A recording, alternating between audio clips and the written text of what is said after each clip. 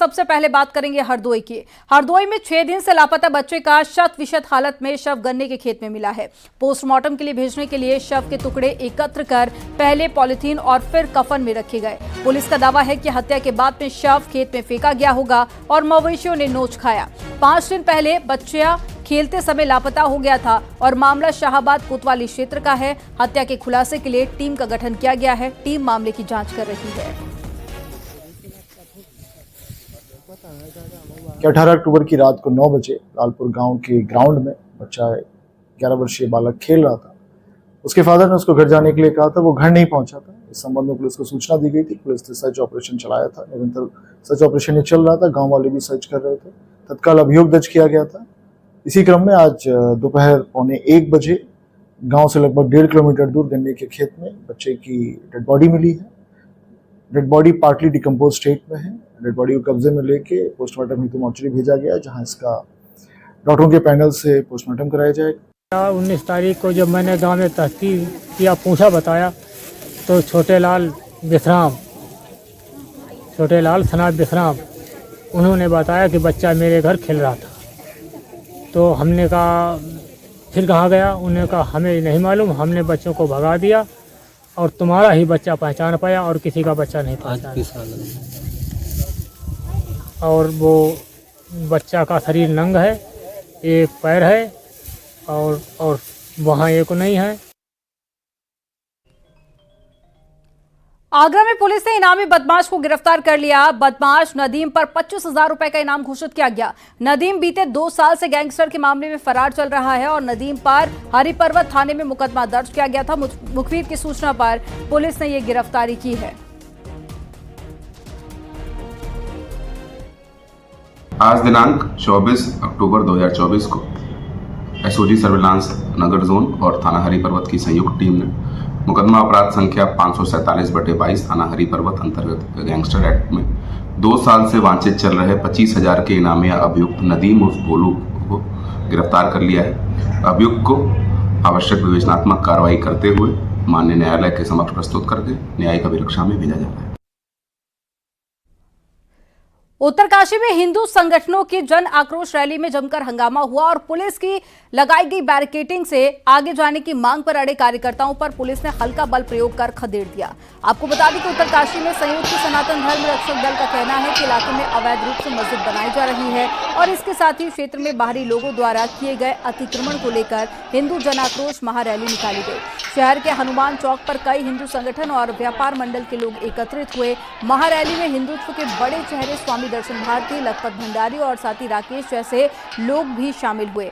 आज उत्तरकाशी और जोशियाड़ा के सभी व्यापारी प्रतिष्ठान को बंद कर दिया गया है और ये 2 तस्वीरें आपके सामने हैं, एक्सक्लूसिव तस्वीरें, जहां पर बड़ी संख्या में लोग इकट्ठे हुए। जमकर नारेबाजी भी की गई, लेकिन भीड़ को कंट्रोल करने के लिए पुलिस को लाठीचार्ज करना पड़ा। और ज्यादा जानकारी के साथ में संवाददाता बलवीर जुड़ गए हैं। बलवीर, क्या है ये पूरा मामला और फिलहाल क्या स्थिति है? क्या हालात अब कंट्रोल में है?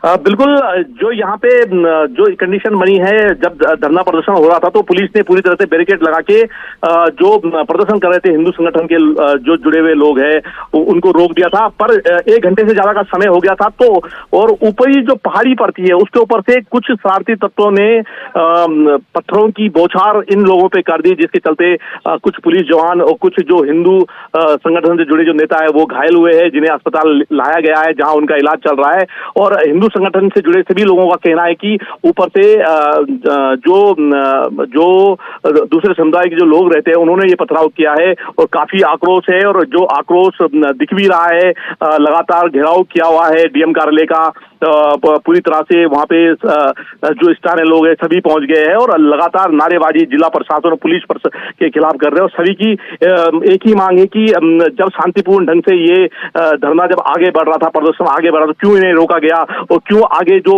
ऊपर की तरफ जो शरारती तत्व छुपे थे उन्हें क्यों नहीं पकड़ा गया। और जिस तरह से दर्शन भारती घायल हुए हैं, उन्हें भी गंभीर चोट लगी है, तो काफी उबाल देखा जा रहा है। पुलिसकर्मी भी इसमें घायल हुए हैं। तो कहीं ना कहीं जिस तरह से एक फेलियर एलाइव जो इंटेलिजेंट होती है एक पुलिस की, उनका भी यहाँ पे देखने को मिला है। और जो निचले क्रम के जो अधिकारी डील कर रहे थे, ये पूरा जो ये देख रहे थे, उनकी भी कहीं ना कहीं नाकामी है, क्योंकि एक बड़ा हादसा जिस तरह से घटा है, जिस तरह से चोटिल लोग हुए, जिस तरह से उबाल अब देखने को मिल रहा है, लोग सड़कों पे उतरे हुए हैं और कहीं ना कहीं प्रदर्शन लगातार करते नजर आ रहे हैं। तो और बड़े अधिकारी, खासकर एसपी की हम बात करें, वो खुद मौके पे नहीं थे, जिलाधिकारी भी मौके पे नहीं पहुंचे और 1-1.5 घंटे तक हिंदू संगठन के जो लोग थे जो लगातार मांग कर रहे थे कि हमें सिर्फ रास्ता हमारा रोका जाए और हम अपने रास्ते से फिर से वापस आते हुए अपने प्रदर्शन को खत्म कर देंगे। क्यों इनको रोका गया, और जब रोका गया तो क्यों नहीं चारों तरफ पुलिस की ऐसी व्यवस्था की गई कि ऊपर से पथराव के हालात कैसे बन गए, ये बड़ा सवाल खड़ा कर रहा है।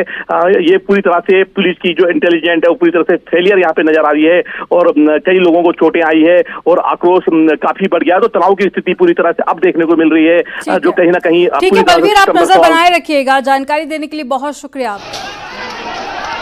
और हम कह रहे मस्जिद बन रही है, जो अवैध मस्जिद बन रही है उसे रोका जाए तुरंत। और स्पष्ट बात तो यह है कि वो जमीन जो है, जिस जमीन का मुआवजा खा लिया हो और उस जमीन पे तुम हम मस्जिद बनाओ, वो जमीन सरकारी जमीन है। यहाँ पर ऐसा अवैध रूप से मस्जिद चल रही है, ये बर्दाश्त नहीं किया जाएगा। वैसे तो हमने संकल्प लिया है कि पूरा देवभूमि, पूरा ये ऋषि क्षेत्र देवभूमि को, उत्तराखंड को मुल्ला मुक्त करेंगे। यहाँ पर बिल्कुल भी अपवित्रता बर्दाश्त नहीं की जाएगी। और ऐसी उत्तरकाशी काशी विश्वनाथ के ऊपर मस्जिद बनाए हुए हैं, ये हमारे काशी विश्वनाथ को अपवित्र कर रहे हैं। मथुरा में पुराने विवाद में दबंगों ने पूर्व सभासद पर जानलेवा हमला कर दिया और साथ ही मामला मथुरा गेट चौकी का है, जहां पर दबंग लोगों ने पूर्व सभासद पर पथराव किया। पथराव का वीडियो मौके पर मौजूद लोगों ने बना लिया और बताया जा रहा है कि इस हमले में पूर्व सभासद समेत 2 लोग गंभीर रूप से घायल हो गए। वहीं दूसरे पक्ष ने पूर्व सभासद को फंसाने के लिए खुद अपने सिर पर पत्थर से वार किया। घायल पूर्व सभासद ने बताया कि कुछ दिन पहले भी लोगों ने झगड़ा किया था और एफआईआर दर्ज कराई थी। वहीं पुलिस ने 6 आरोपियों को हिरासत में लिया है। ये सुबह है, 2 पक्ष हैं, माने जहीर हैं और उन्हीं के सामने जहीर के बिरादरी के एक सन्नू रहते हैं। इनकी आपस में रोड पर ढकेल लगाने के लिए ही इनका आपस में कोई विवाद पहले चला रहा है। तो आज सुबह इनकी आपस में मारपीट हो गई है और उसमें पथराव कर दिया है। जो लोग इंजर्ड है उनको हॉस्पिटलाइज कर दिया गया है। जो इसमें जो मेन अग्रेसिव पक्ष है सन्नू के खिलाफ जहीर से तहरीर लेकर के मुकदमा पंजीकृत कराया जा रहा है। जो भी लोग इसमें दोषी हैं, खिलाफ इसमें सख्त कार्रवाई। ऐसे लगी कि हमारी वो सामने घर के बराबर में हमारी ज़मीन है, उसका विवाद चल रहा था। तो इसी के विवाद के लेके हमारा बेटा सुबह करीब जावेद आलम जो वहाँ गया, इन लोगों ने सबरे जो हाथ लगा के वहाँ बैठे थे और उससे मारपीट कर दी। जब पता चला कि मारपीट हो गई तो मैं भी लेकर के आया, तो मेरे भी मुंह पे आधा लगा, तो मेरे दांत वाँत डैमेज हो गए हैं। पथराव कर दिया था और फायरिंग भी किया इन्होंने और चक्कू भी मौके पर बरामद। और नोएडा के सेक्टर 100 में रफ्तार का कहर देखने को मिला है। तेज रफ्तार कार ने ऑटो में जोरदार टक्कर मार दी और हादसे में ऑटो ड्राइवर गंभीर रूप से घायल हो गया। घटना सेक्टर 39 थाना क्षेत्र के लोटस व्यू वर्ल्ड सोसाइटी के पास की है और घटना का सीसीटीवी फुटेज भी सामने आया है। टक्कर के बाद में ऑटो पलट गया और ऑटो ड्राइवर गंभीर रूप से घायल हो गया, जबकि पुलिस कार ड्राइवर की तलाश में जुटी हुई है। ये तस्वीरें आपको दिखा रहे हैं जो सड़क किनारे लगे सीसीटीवी में कैद हो गई हैं। और ऑटो में देखिए किस तरह से तेज रफ्तार कार टक्कर मार देती है और ऑटो ड्राइवर गंभीर रूप से घायल हो जाता है, जिसे अस्पताल में भर्ती कराया गया। और जैसे ही ये हादसा होता है, रफ्तार का कहर आप देखिए, और उसके बाद में कई लोग वहां पर इकट्ठा होते हैं, ऑटो ड्राइवर की मदद करते हैं और इस घटना के बाद से ही कार ड्राइवर फरार है। फिलहाल पुलिस कार ड्राइवर की तलाश कर रही है।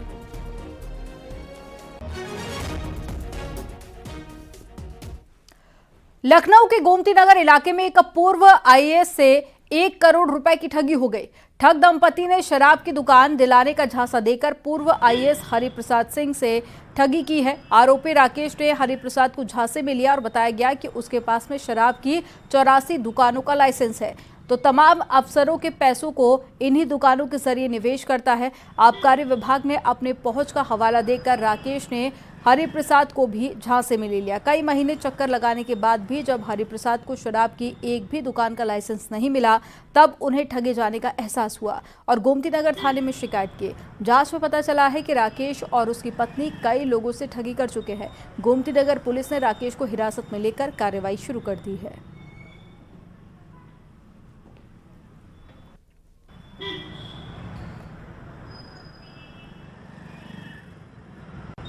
23 अक्टूबर 2024 को थाना गोमती नगर में हरिप्रसाद जी हैं जो एक रिटायर्ड प्रशासनिक अधिकारी हैं, इनके द्वारा एक नामजद तहरीर दी गई थी जिसमें इनके द्वारा बताया गया था कि राकेश शर्मा और उनकी पत्नी शकुंतला शर्मा जो हैं इनके द्वारा किसी बिज़नेस में इन्वेस्टमेंट के नाम पे इनसे एक अमाउंट की धोखाधड़ी करी गई थी। उस तहरीर पे फिर 100 धाराओं में अभियोग पंजीकृत किया गया था और संबंधित साक्ष्य जमा किए गए थे। इस आधार पे राकेश शर्मा जी को हिरासत में लिया गया है और इनको न्यायिक अभिरक्षा में भेजा जा रहा है। अग्रिम विधिक कार्रवाई की जाएगी। नोएडा में नशे के खिलाफ पुलिस का अभियान जारी है। पुलिस ने 700 जगह पर छापेमारी की। स्कूल कॉलेज के बाहर छापेमारी की गई और 500 पुलिसकर्मियों को इस अभियान में लगाया गया है। यह अभियान पुलिस कमिश्नर गौतम बुद्ध नगर लक्ष्मी सिंह के निर्देश पर चला है।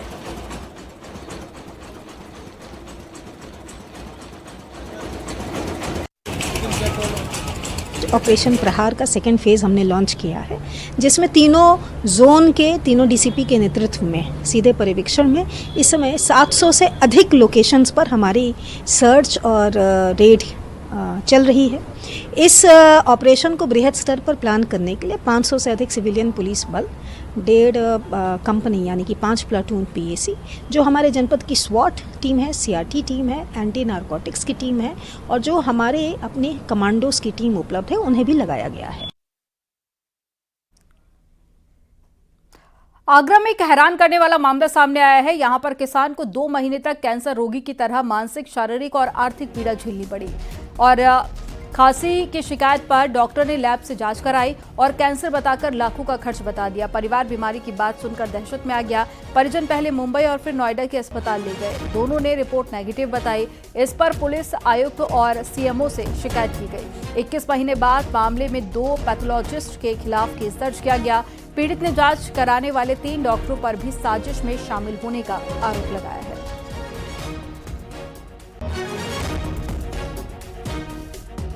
खांसी उठती थी, खांसी के चक्कर में बायोप्सी करी डॉक्टर मुकेश शर्मा ने क्लिनिक प्लस में जांच कराई तो उसमें कैंसर साबित कर दिया।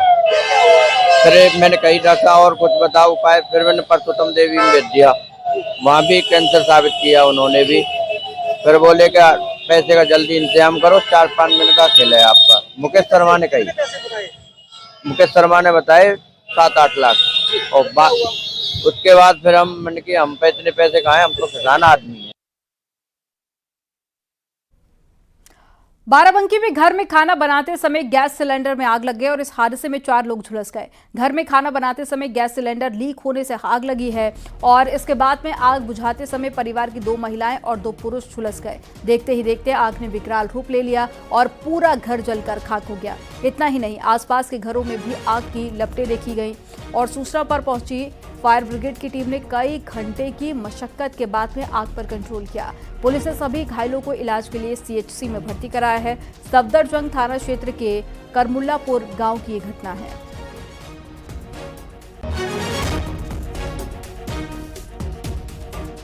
और कानपुर के चकेरी एयरपोर्ट को बम से उड़ाने की धमकी के बाद में एयरपोर्ट की सुरक्षा बढ़ा दी गई है। जांच के लिए 5 टीम लगाई गई है। पुलिस कमिश्नर के निर्देश पर साइबर सेल और साइबर क्राइम ब्रांच और LIU इंटेलिजेंस की टीम मामले की जांच कर रही है। अज्ञात ईमेल आईडी से CISF के अधिकारियों जो मेल आईडी है उस पर एयरपोर्ट को उड़ाने की धमकी दी गई थी और ये धमकी मिली थी, जिसके बाद में चकेरी पुलिस ईमेल के IP एड्रेस का पता लगा रही है।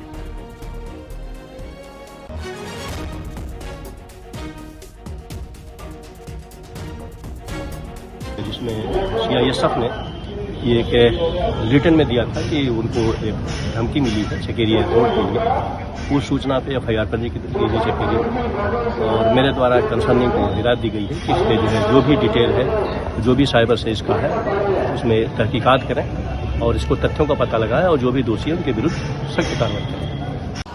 कानपुर के एयरपोर्ट को बम से उड़ाने का मेल मिलने के बाद से CISF के अधिकारी जहां एक और जांच में जुटे हैं, तो वहीं इसकी सूचना चकेरी पुलिस को दी गई और उसके बाद पुलिस के अधिकारियों ने इसका संज्ञान लिया। जहां एक और मुकदमा दर्ज कर लिया गया, तो वहीं उसके बाद से police, LIO, crime branch, cyber cell, cyber crime सारी टीमें एक साथ काम करने में लगी हुई हैं और ये पता लगाने का प्रयास कर रही है जिस जगह से ईमेल आया उस ऐप्स का भी पता लगाने में लगी। और ऐसे में 5 से ज़्यादा टीम्स युद्ध स्तर पर जुटी हैं। अब जब जांच समाप्त होगी तब जाके पता चलेगा कि वास्तविकता थी क्या और मेल भेजने वाला कौन था, ये षड्यंत्र था या शरारत। मगर इन सब के बीच सुरक्षा बढ़ा दी गई है। आशीष पांडे के साथ अमित गंजू, न्यूज़ 18 कानपुर। और कानपुर में एक नर्सिंग कॉलेज में छात्र छात्राएं हंगामा कर रहे हैं। मामला कल्याणपुर क्षेत्र के नर्सिंग कॉलेज का है। मैनेजमेंट के विरोध में छात्र छात्राएं धरने पर बैठ गए हैं। आरोप है कि फीस कानपुर में ली गई और रजिस्ट्रेशन कहीं और का दिया गया।